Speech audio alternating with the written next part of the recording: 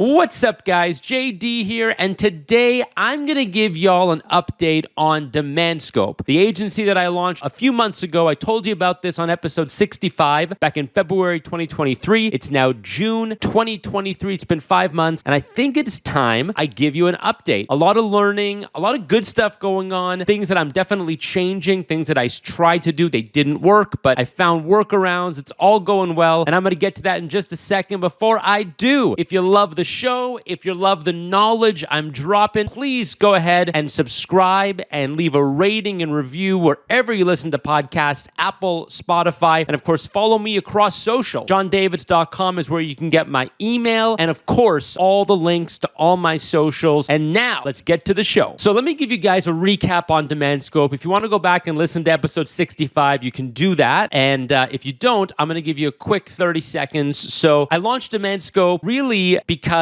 I've had Influicity for about 10 years. It's a great company. We get to work with so many of the biggest brands in the world running their marketing. And a lot of the learnings that I have running marketing for some of the biggest brands in the world, I've noticed that a lot of these key learnings you can bring also to very small brands, to solopreneurs, to consultants, to small businesses, 5, 10, 20, 30 person companies that are growing very quickly or just starting out can use a lot of the same tactics. So that's why I launched DemandScope, because if you have a business serving very large clients, it's kind of hard to say, oh, we're also just going to work with small clients now. The economics and the service levels don't work out, right? If you have a client paying you $25,000 a month and they have account managers and they have specialists and they have account executives and they've got client success reps, you can't then take that level of service and give it to someone who's paying you $2,000 a month or $1,500 a month, right? It doesn't work. And the $1,500 a month client doesn't need that same service level and that same product offering. So I thought, listen, rather than trying to jam a square peg into a round hole, let me just launch a new company, DemandScope, custom built for this smaller but fast growing segment. The other thing was that I had a lot of inbound. So I had a lot of people coming to me wanting for me and my team to do marketing for them, but they weren't very large brands. So that again was just another trigger telling me, okay, we need to launch a business to serve these people. So that's a quick background on DemandScope. And where it is today is things are actually going pretty well. And they're going pretty well because I've learned a lot over 10 years of working with some very demanding brands. And I think I have pretty high expectations for myself, probably even higher than my clients at DemandScope have for us. And it works well because we're able to deliver a really high level of service to people that maybe weren't getting that before. So just to give you an example of the kind of client we might have and what they might expect and what we're delivering, we're working with, let's say, a person that runs a lawn care company. They've got 7 employees. They service 100 clients. They cut grass. They do gardening, lawn care, that sort of thing. And they might come to us because they need their website spruced up. They need their Google AdSense and their search engine marketing done better. They need their search engine optimization done better. Maybe they have Facebook ads, or maybe they've never had Facebook ads. And so we come in and we do all that stuff. And the reality is a lot of businesses that service that small business crowd have always served that small business crowd. So they don't necessarily have a really, really deep run customer service experience with a lot of very demanding clients, right? Think about it like this. If you're serving a client one day who expects a level 10 performance, and then you're serving a client the next day that expects a level 6 performance, you're going to do fine for the level 6 because you're used to performing at a level 10. Whereas if you come in on day 1 and you're performing at a level 2, and that same customer expects a level 6, you're underperforming from day 1. And frankly, a lot of the competition that is serving the small and micro business market is just not up to par. And I'm not calling anybody out in particular. It's just in general, what clients have come to me and said is like, oh man, this company that was running search engine marketing for me, they sucked. Nothing was happening. This guy that was doing search engine optimization,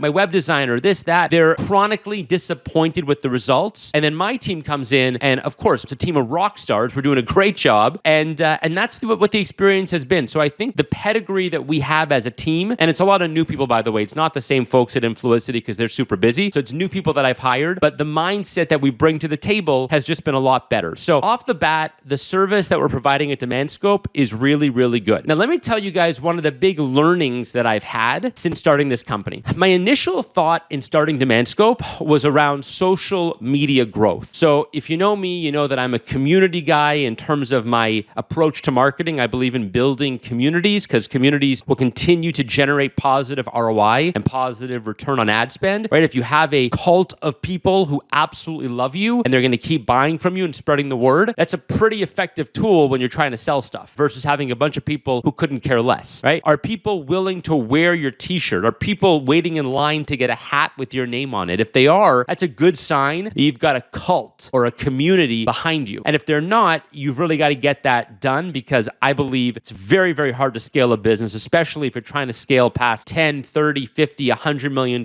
You're not going to do that just off paid ads. You've got to have that community there. But to begin with, you do have to have some paid advertising. What's interesting is that I come into it with the mindset of, okay, let's build on social. The problem is that a lot of the people that are coming in the door, clients of DemandScope, have very little presence on social and also not a whole lot of inbound leads coming in the door as it is. So one of the key learnings I came across was I'd have people come to me say, hey, John, I want you to manage my social. And then I would say, okay, well, tell me about your marketing and tell me about your inbound lead generation and tell me about how many customers you're talking to these days. And it was like nothing. And so what I would say is, okay, well, hang on a second. You don't need social media management. You need like Google ads. You need Facebook ads. You need basic blocking and tackling. You need a landing page. You need a website that looks like it was built in the year 2023, not in the year 1998, which unfortunately is where a lot of small businesses are. So what I've realized is that the services that I'm offering needed to expand because if you're just trying to sell social media management to a group of people who really want to work with you, but you know that what they need is not social media management, they need a whole bunch of other stuff first, or maybe at the same time, you need to expand your offering. And so that's what I realized early on. And then I came up with this framework. And this framework has really shifted how I think about DemandScope and really what we're doing at Influicity as well. And that is the rent-to-own marketing playbook. Rent-to-own marketing. Now, a lot of you might have seen me talk about this in my email already or on LinkedIn or on my social. Let me just explain what rent-to-own marketing is, and you'll see how this came to be. So the idea very simply is that you need to rent demand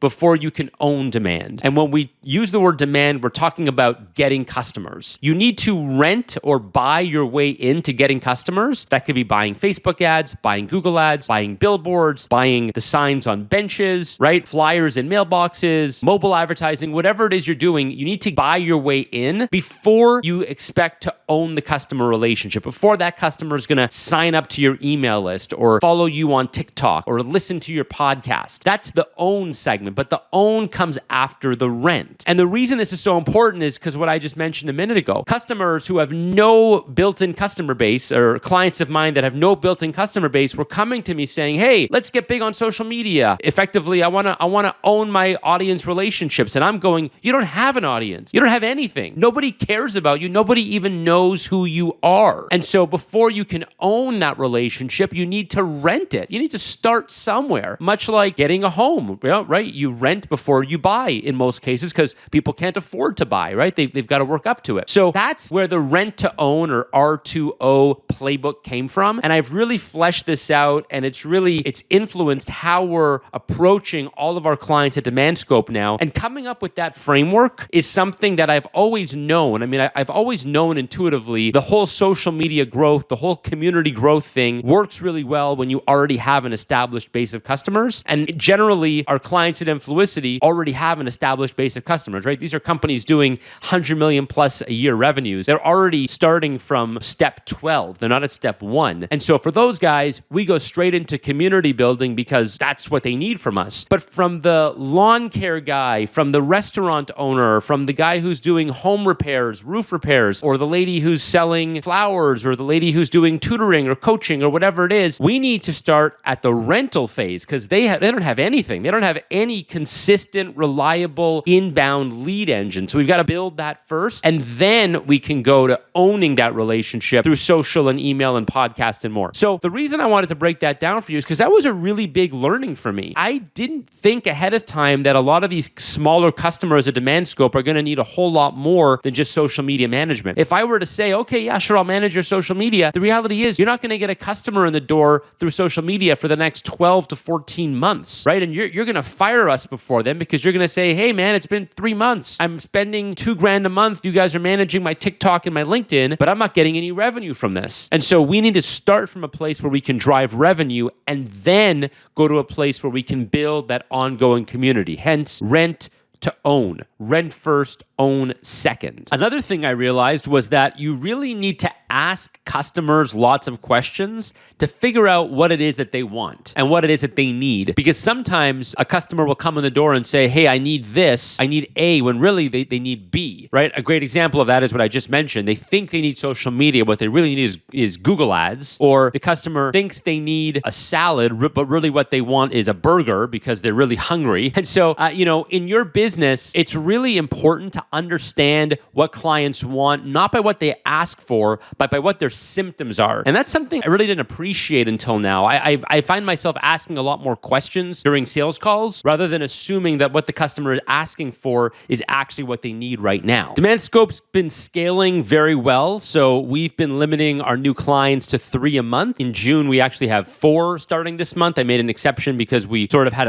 our waiting list is getting pretty long, so I thought, okay, let's try to accelerate this a little more. So I've been doing a lot of hiring. Man, I've been doing a lot of hiring, getting a lot of people on board, getting them trained up with the way we do things, really working with a lot of technology. So one of the nice things also is I'm building this from the ground up as a hybrid workplace. So bringing in all the tools from Google Drive and G Suite to Dropbox to Slack to Notion to Airtable. I've got people that I'm hiring who are actually bringing ideas to me saying, hey, John, instead of doing this like that, using Google Sheets, why don't we use this piece of software? And they're introducing me to things I didn't even know existed. So the world of remote work and hybrid work has come so far, and there are tools that let you do so much right now. And bringing those into play is important, not just because it makes the work easier to do, but it actually makes the end result better. You can do a whole lot more with tools if you make those investments. So I'm investing in automation. I'm investing a ton in AI. I'll do a masterclass or a podcast episode on artificial intelligence and how I'm seeing it used in the marketing industry, because we're on the forefront of that, of course. And so bringing all these tools in and making sure that they all work and speak together is something super important. I'm also automating from the start. So I don't want any clunky processes. I want to make sure DemandScope runs seamlessly. I don't want to build it wrong and then have to make a whole bunch of fixes later. So I am investing in a lot of automation right now to make sure that the customer experience is perfect, the employee experience is perfect, and things just run like clockwork. Pricing is something I'm playing around with a lot. So I've been toggling between low prices, charging a little more, figuring out the right combination of ongoing fees with upfront fees. I generally don't like to have startup fees, setup fees. I like to bake it all into ongoing fees. But then, of course, if you do that, then you have to have them signed up for a certain period of time, because you can't have them canceling after a month when you've got all these sunk costs. So figuring out the fee structure is something that I'm doing a lot now. I think I have a couple clients on board who are getting a little too good of a deal, frankly, because we're not making any money off them. And so figuring out what that sweet spot is where we can make this an economically viable business, as well as one that provides a lot of value, where people feel like they're getting way more in return than what they're paying for. The nice thing also, and this is kind of a really nice luxury, is that because this isn't my first company, I've already got another business that's doing very well and it's growing very quickly and other things going on. So building a business where you don't need to have it work. I mean, we obviously don't want to lose money. We don't want to burn cash, but we're okay operating without making a profit for a little while is a very good thing, because it lets you figure things out without having the impatience of rushing into, oh, let's raise our prices, because you risk alienating a lot of potential business, when the true answer is you need to figure out how to do things more economically. So in other words, you can put a Band-Aid on something by just charging more. And I've seen companies do this. I think about it like throwing bodies at a problem. Oh, let's just charge more for that. Let's charge more for that. Why don't you become more efficient in what you do so you can actually charge less, pass the savings on to the customer? So it forces you to figure out how to run your business and get things done in a more economical way. And that's something that we're able to do because we're doing this, again, not from a place of having to make money and pay a whole bunch of people from day one, because we have other businesses that are doing that. The last big learning I have is finding customer product fit, product market fit, I guess you could say, but really it's customer product fit. So I find when you start a business, you have the pressure again of saying yes to everything because you just want to to make more money and you want to find value in everything. And oh yeah, you need this, so we don't really do it, but sure, we'll do it for you. We'll do it for you. It is so much better to say no to people when you know you can't super serve them. I am so much more focused right now on customer success and customer retention versus just getting that dollar out of the customer. If I don't think I can provide value to you for months and years at a time, I do not want to work with you. And I'm very upfront. I've told probably 4 people now at this point, listen, we're not a good fit. And they'll say back, no,